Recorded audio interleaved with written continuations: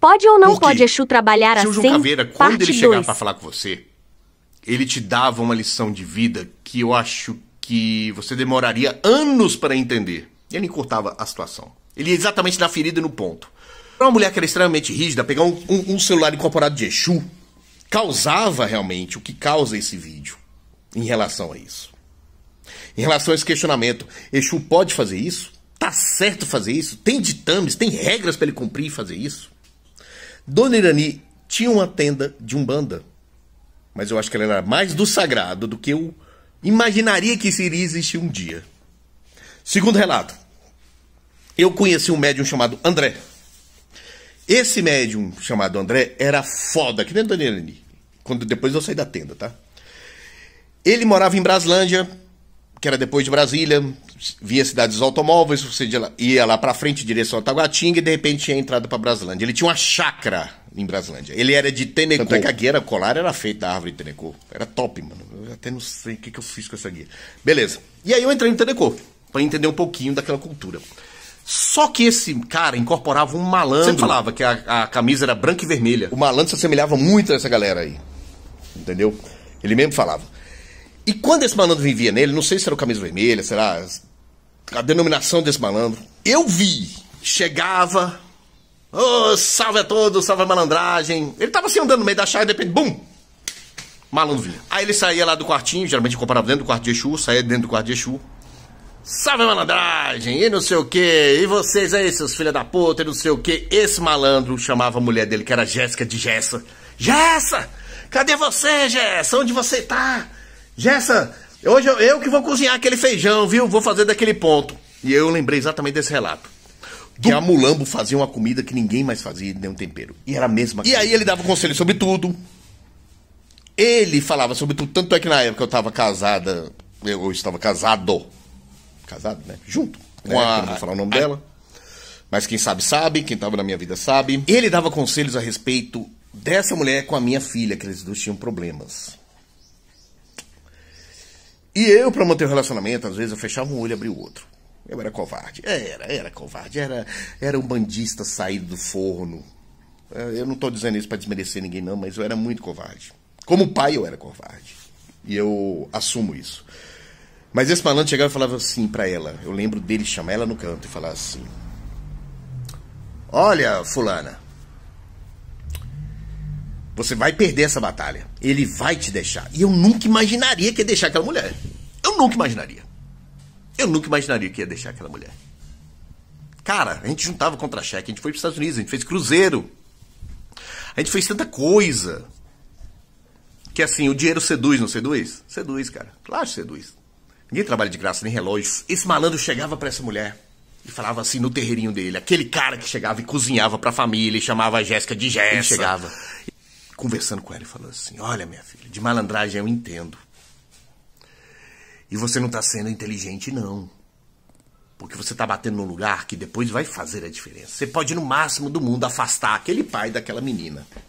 Mas eu lhe garanto que no momento certo, na hora certa, aquele pai vai mostrar pra você que a relação de pai e filho nunca deixa de existir. E por mais covarde que ele seja e rato como ele tá sendo no momento, cara,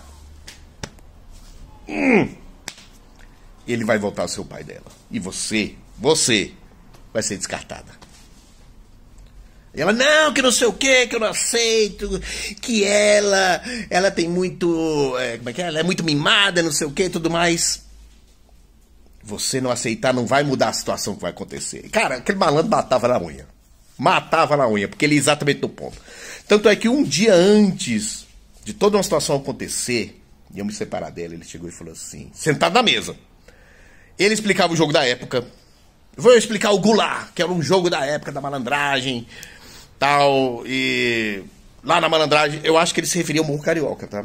Eu conheci o Delegado Pimenta, uma vez uma situação, eu fugindo, né, porque eu tava ali no Morro, o Delegado Pimenta atrás da gente, era o famoso da época, não sei o que, ele deu um tiro de 12, e esse tiro pegou na bunda de uns caras que estavam correndo comigo, e esse cara escondeu do meu lado, segurando a bunda e falando assim, caralho, vontade de cagar, que dor. E aquele malandro se segurando pra não morrer de rir, fugindo do Delegado Pimenta. Então ele contava as histórias, mano. que não tinha como ser criação da mente, assim, de tão requintada e cheia de detalhes. Ele falava um jogo da época, como era o tal do Goulart da vida, que ele usava na carta de baralho, os jogos de dados que a malandragem jogava. Ele falava, contava que, por exemplo, em 1920, você só sabia o que acontecia na capital do Brasil, na época, eu acho que não era Brasília ainda, né? O Brasil foi criado em 1965. Então, na capital do Brasil, se não me engano, era São Paulo, Rio de Janeiro. Me perdoem, tá, galera, mas minha mente é muito doida. Que você só sabia o que estava acontecendo, porque não existia celular nem outros meios de comunicação, quando você, em viagem a cavalo, cruzava com outro viajante que te informava algo. Cara, o cara passava requintes de coisas. E descia dentro do Ilê, na hora que queria, dentro dessa chácara, fazer as coisas. Eu vi coisas fantásticas ali acontecer nesse dia aí. Como, por exemplo, ele falar assim: o galo que nós vamos cozinhar vai se apresentar para nós. Em um terreiro cheio de galo, cheio de galinha, cheio de pinto. Daqui a pouco, o galo veio e parou quietinho na muretinha que tinha na chácara dele lá, esperando para ser pego. Aí eu te falo, meu irmão, vai se fuder, velho. Vai se fuder uma situação dessa. Mas existiu isso. Eu vi isso. Minutos de experiências então, que eu passei, que é relevante para todo mundo. Para tirar esse preconceito e essa marca de que Exu e Pombogira tem que seguir um ditame e um padrão. Passou disso, já não é mais. É o médium, é a emoção do médium. Gente, se aquele cara estava emocionado, e Dona Irani também emocionada quando estava com o seu João Caveira, e aquele médium emocionado quando estava com o malandro dele, meu irmão, eu quero incorporar dessa emoção. Porque essa emoção fez diferença na vida de muita gente, cara. Essa emoção dizia dados específicos da pessoa quando você estava lá em consulta, falava dos seus podres. Essa emoção aí que neguinho julga e fala assim, não, Exu e Pombogira não pode fazer isso, meu irmão. A pessoa esquece que para Exu e Pombogira, se tá no vento, não existe limites para esses seres. É lógico, julgando ou criticando porque você não tem a coragem que aquela entidade e aquele médium tem de se entregar. Como eu já vi entregas do tipo. Eu, na época, me questionava, sim.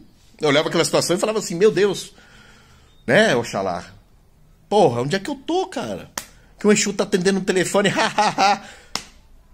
Mas quando eu ia pra dentro do barracão e via aquele Exu riscar um ponto, botar uns elementos ali dentro, ali daquele ponto, um ponto de Umbanda, e aquele médium que tinha um problema cardíaco continuar vivo, e depois que ele pediu pra não ser feito mais, seu João Caveira, mulher chorando lá dele, que era esposa, Cambone, vê depois de 2 meses ele morrer porque não foi feito aquele feitiço, aí eu te falo, tá na Umbanda o feitiço de Exu? Tá na Quimbanda o feitiço de Exu? Exu realmente paga boi pra preto velho e caboclo na Umbanda? E na Quimbanda? A liberdade dele torna ele mais forte do que na Umbanda? O que eu vi na Umbanda, eu vou te falar, eu já fui pra Quimbanda. Eu não presenciei algo do mesmo nível. Mas eu sei que tem. O que Exu faz? O poder que ele tem, tá na Quimbanda ou na Umbanda? Ou tá nele?